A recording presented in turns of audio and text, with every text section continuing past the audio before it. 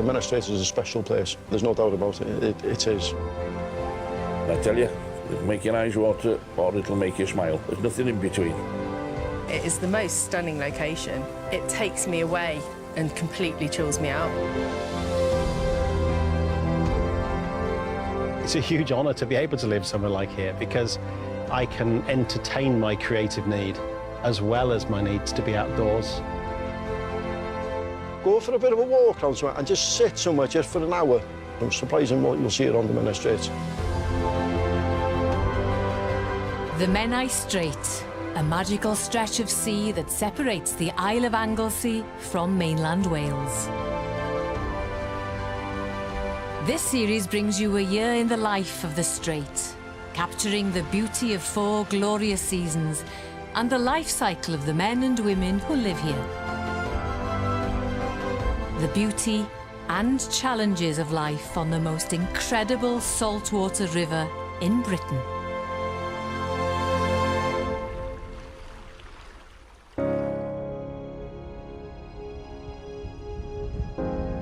School holidays and summer holidays in particular is always quite ironic because when everyone's on holiday, we're at our busiest. The summer holidays is the most important time for the business, making hay while the sun shines, except it's kind of the opposite because we make our hay when it's raining.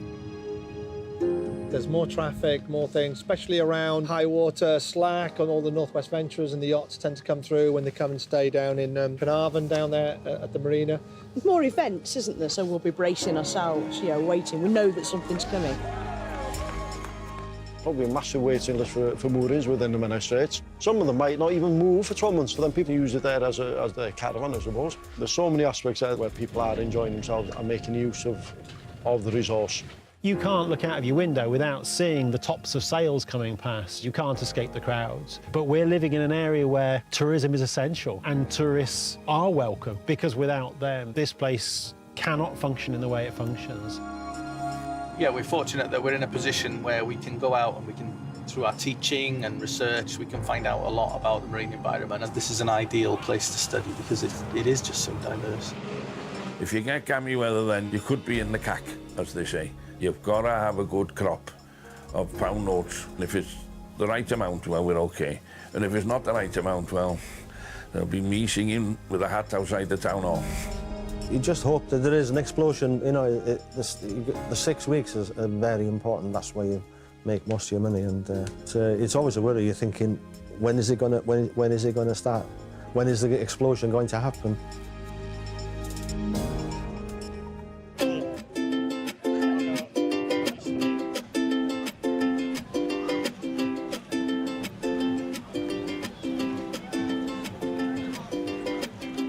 At the eastern side of the Strait, Beaumaris Regatta is the busiest week of the summer. The Royal Anglesey Yacht Club here has a long and distinguished history, and their annual August event attracts boats from as far as the Wirral and Merseyside. Landscape photographer Glyn began his professional career photographing racing yachts for glossy magazines. And today, with a dramatic sky, the backdrop of majestic Snowdonia and fast-moving yachts, Glyn is in his element. I love it, absolutely love it. It's just been back out on the water, and it just reminds me of, like, decades ago, when I used to actually do this almost full-time.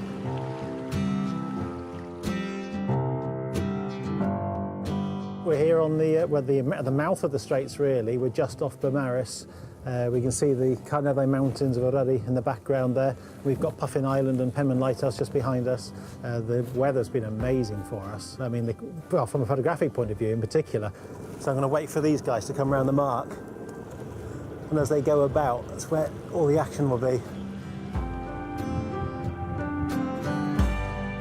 We've had clouds and we've had blue sky and we've had bursts of sunshine. So there's a drama to the light and everything. And you can see the clouds building up for the mountains. So there's actually sort of quite a characteristic light and weather formation here at the mouth of the Strait. Oh, wow, look at that light.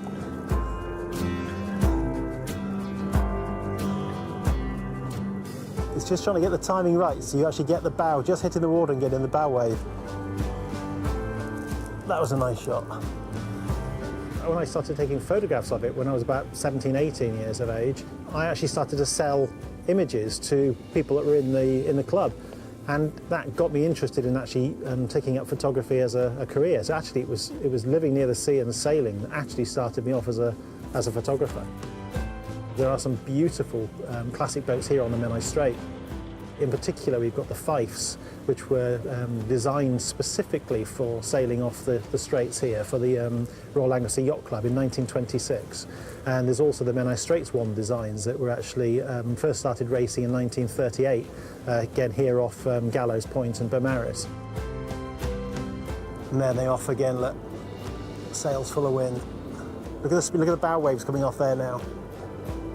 That was good. In fact, here on the Straits, we've actually got all the different options. We've got, you know, sand dunes, we've got estuaries, we've got deep water for the sailing. That variation is lovely, and I think it's one of the big advantages about, you know, being so close to the Menai Strait.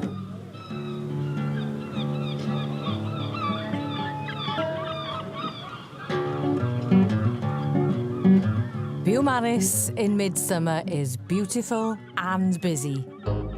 Isn't it warm, was he? But Stan isn't a happy man. I want to be able to get at this one, look. Yeah, we'll get past there. We'll make it fit, Tol. Ow! I haven't had a cup of tea for 3 weeks. All I want is my boiler back so I can make a cup of tea. I don't mind paying the postage. Ah, right. How much is the labour cost? 25 quid. 45. I must have banged my head on the way out of bed or something this morning. I'm flipping soft touch here. How are you, Eric? Boiler sorted. Back to work. People everywhere. Brilliant. The town, the population of Beaumaris quadruples, I would say. Tougher than you. Take your time. Hand on the rail and onto the step, okay, young man? Yeah, lovely. Thank you. Hand on the rail and onto the step. Fantastic, you know, for everybody, really, for the economy of the place.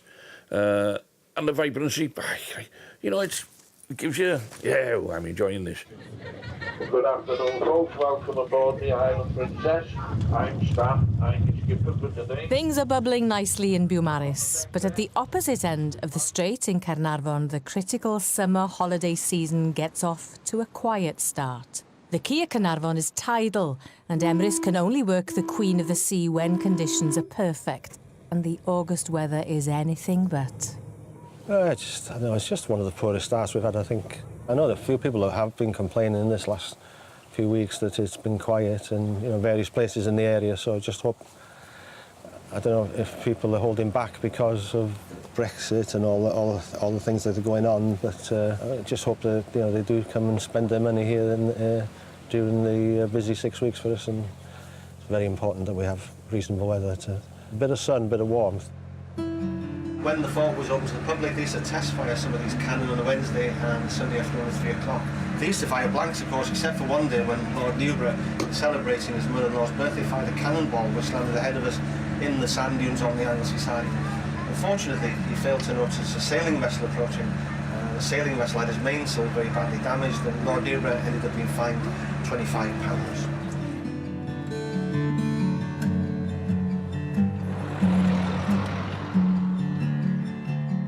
Conservationist Frankie has a passion for marine life. The diversity and uniqueness of marine life in the Strait is what drew her here many years ago.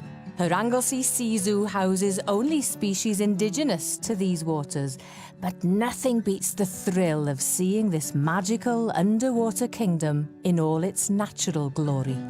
If I get time out or a day off or half a day off, then I'll do something like diving or climbing because it's, you know, that time of year. It's the outdoors thing, and that's what it's about, living here, being by the Strait and being able to just jump in. I've been a dive master now for about 18 years, and I dive quite a lot for work or with specific purposes, so it's really nice to dive recreationally now and then. And it's nice having someone like Martin who I go out with when I can.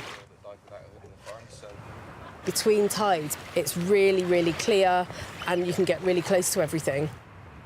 Yeah, happy. So if we head out on a bearing of 120, just a short distance. You biologists like to refer to this as a high-energy site, don't you? Yeah, that's right. With the water flow coming through, so there's lots of hungry critters down there this morning, probably.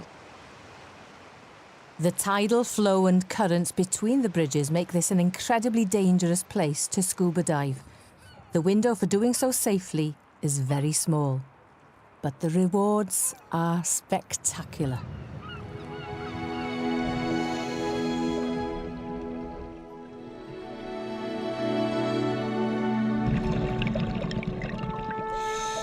The Strait in particular, because of the huge volume of water, the amount of sort of flow through that you've got and all the nutrients and the plankton and everything that's carried in that water, you do get these incredible examples of, you know, massive sponges and anemones and all the invertebrates that rely on that kind of, those really small particles being carried in the water. And that sort of flushing through and that constant dynamic movement and dynamic flow of the water means that it's amazing as an example. You know, there aren't many places around the UK that compare with that.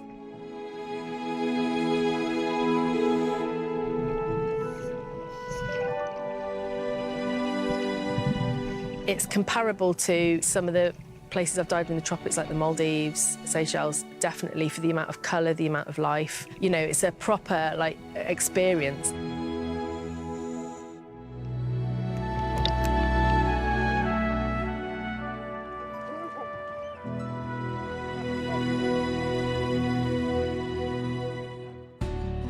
I'm never disappointed there. It's always a really nice day. Yeah. Good. Perfect timing. Good one for the It's logbook, starting to race now. It really is starting to race, actually.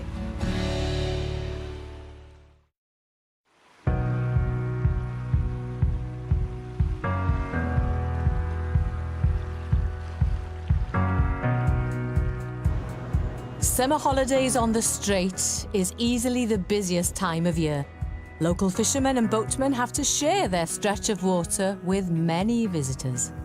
It's the time when it becomes a bit of a playground and everyone gets out there with their sort of wakeboards and their jet skis and sailing boats and that kind of thing. There's just more people around because the temperature's gone up. I would say silly season at times. There's that many boats out there. And everybody wants a piece of the Strait, and if everybody can work happily together, you know, all the better.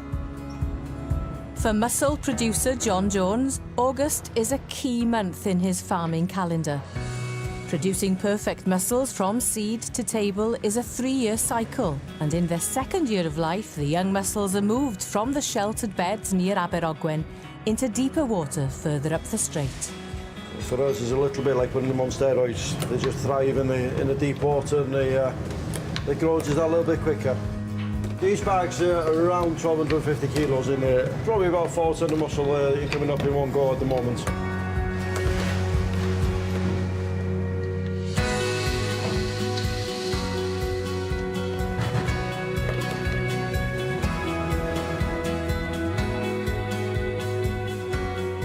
At the moment, I would have thought of it probably gross tonnage there, probably 120 tonne. Clean, probably 100 tonne.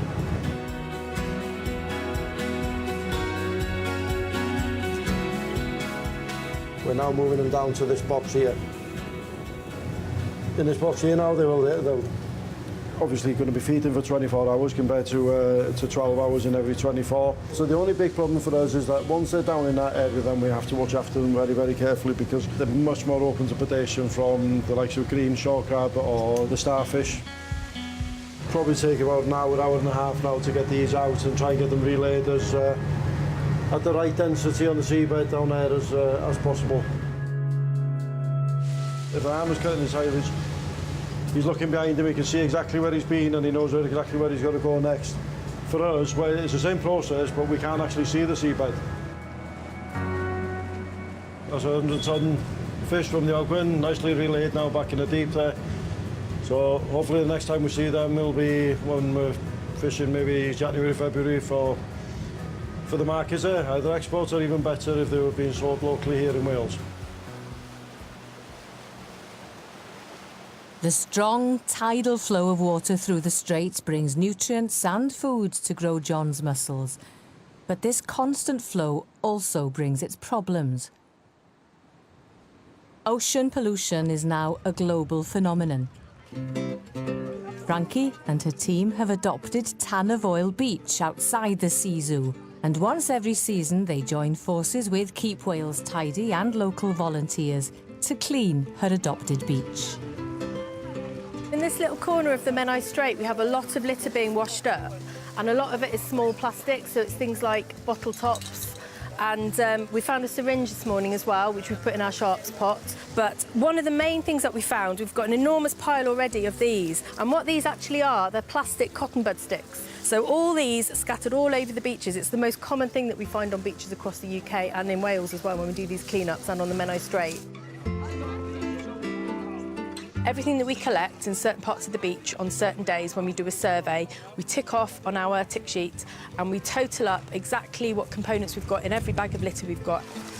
Another bit of pottery, another bit of pottery. And all that information goes to the Beachwatch database, which gives a really good indication of basically marine litter patterns around the whole globe. Piece of carpet, yeah? Pop it in the bag and I'll write it down. Carpet. I found something. Sweet wrapper. Yeah, that's a shell. That's a stick. I work for Keep Us Tidy and I've been coming to see Frankie for 9 years now. We collected 20 bags today. We must have had about 60 volunteers, plus 30 from the school. Fantastic for a beach clean-up to get people out, do a bit of exercise. And where better to come than on the Menai Strait. Great to be here today with Frankie doing the beach clean. But the other reason I was here was because they have just for the second year been awarded by Keep Wales Tidy the Green Key Award. It's an international award about running their business sustainably, and it's really through the work cleaning up Tanafoil Beach and keeping the straits clean. And then they've just been won it for the second year, which is fabulous. So congratulations to the Anglesey Sea Zoo.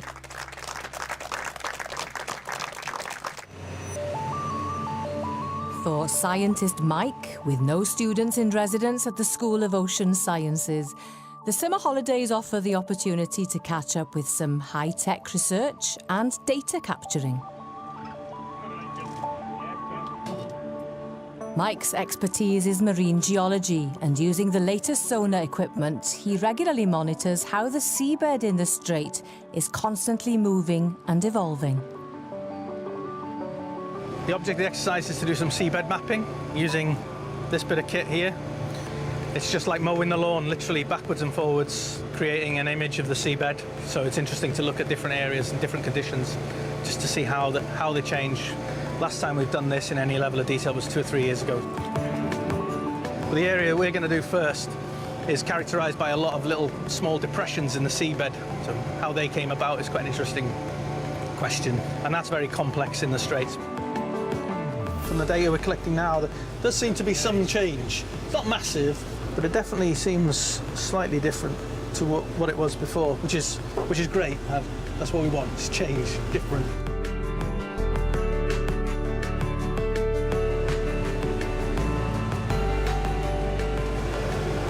This is the area where we put a drilling rig in, gone 30 metres beneath the seabed into a whole sequence of soft sediments that have got buried peats from like 12,000 years ago, when people were running around with spears, chasing animals. This whole area was dry then, where you'd have had boar, wild boar and deer and all sorts of things there. It's unique. It's not really preserved anywhere else in Europe, really, I don't think, and it's only because of, they say, where we are, we're sheltered from the prevailing winds. And we've got a fascinating story of the history of Wales preserved beneath us here now. So it's quite an important place, really, special place, I think.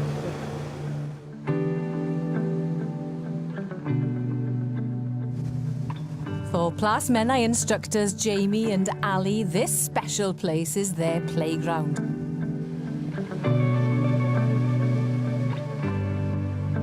Today they've brought landscape photographer Glyn out to enjoy the thrills and spills of the swellies.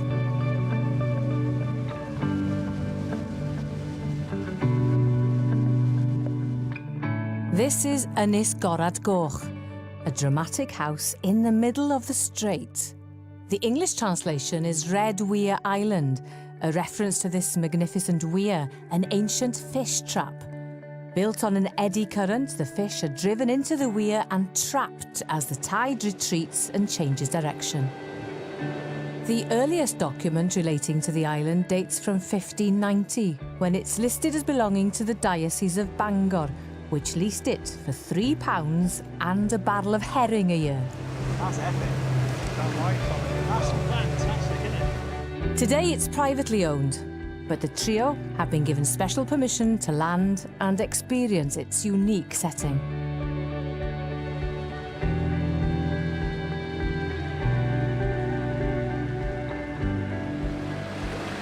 Nearly. I mean, it's such a privilege to have been able to come along with these guys this morning and to actually physically set foot on such an amazing, quite an idyllic place. And even though it's sort of, you'd think that you'd have all this solitude, the sound of that water, that tide when it's pushing past, it's really audible, isn't it?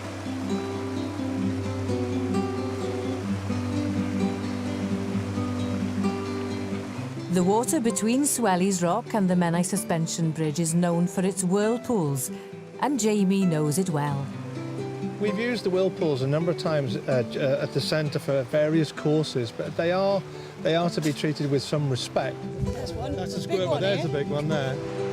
What causes them is you've got the main tidal flow going off a very, very shallow ridge with an eddy that comes the other way, and the two opposing forces of water set up these vortices that then spin their way down. And as we were seeing, 1 minute they're there, 1 minute they're gone.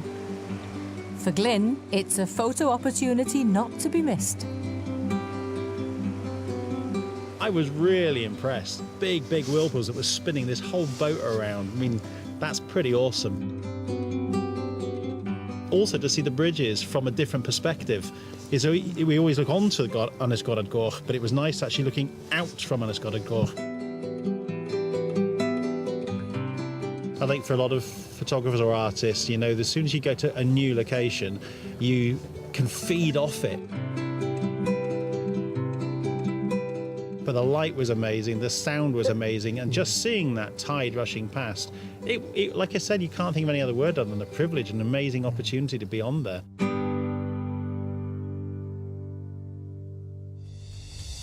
Next time, autumn, and new students arrive. This is an ideal place to study because it is just so diverse. Violent autumn storms hit hard. The power cut problem, we actually lost our octopus. Glyn's latest landscape project. It's about making the humans seem very small and very insignificant. And Stan and Emrys hibernate in their man caves. It might be junk to you, but it's gold to me.